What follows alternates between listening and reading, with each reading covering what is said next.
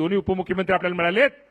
त्यामुळे या मुख्यमंत्र्यांचा सन्मान, जो माणूस एखादा चांगलं काम करतो, तुम्हाला मी सांगतो, सीएम मुख्यमंत्री महोदयांचं भाऊंचं अनेक ठिकाणी सत्कार होतील.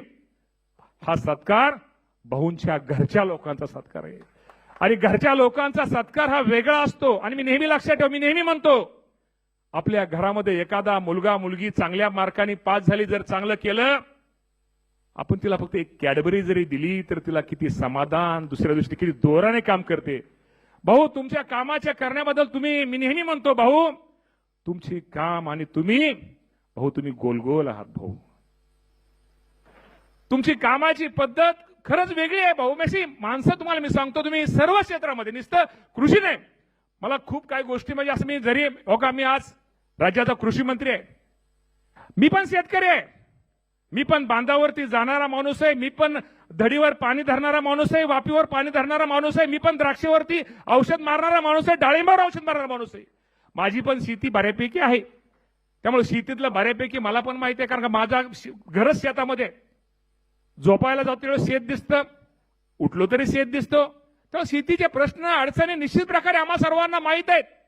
परंतु निश्चित प्रकारे आज भाऊंचा तुम्ही सत्कार केलेला आहे. खरंच एक राज्याला चांगल्या प्रकारचा मुख्यमंत्री आपल्याला मिळाला आहे. कुठे साहेब, मला माहित आहे, चांगली माणसं 100% हे महाराष्ट्रामध्येच राहिली पाहिजे. इतकी चांगली माणसं आपल्याला आपल्या भविष्यासाठी राहिलाच पाहिजे. शेवटी आपलाच आपण लय विचार करून चालत नाही हो कुठे साहेब.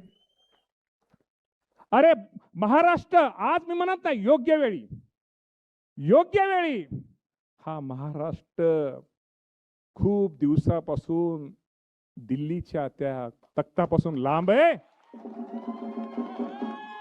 कुठे साहेब, आपण घरचं म्हणून घरीच नका. कुठे साहेब, योग्य वेळी म्हटलं मी, योग्य वेळी, ज्या वेळेस वेळ येईल त्यावेळेस मी तुम्हाला प्रामाणिकपणे सांगतो, आपण सगळेजण, आज आपल्याला माहिती आहे की आपली आषाढी ह्या 25 तारखेला, बरोबर आहे का तारीख, नाही माझी गडबड व्हायची, 25 तारखेला आषाढी आहे. आपण पांडुरंगाकडे एकच साकडं घालूया, आपण पांडुरंगाला एक विनंती करूया, योग्य वेळी आमच्या देवाभाऊला या देशाचं नेतृत्व करण्याची संधी मिळावी, हे शेतकऱ्यांच्या वतीनं मी विनंती करतो. अधिक न बोलता आता बाकी काय लय सांगत नाही.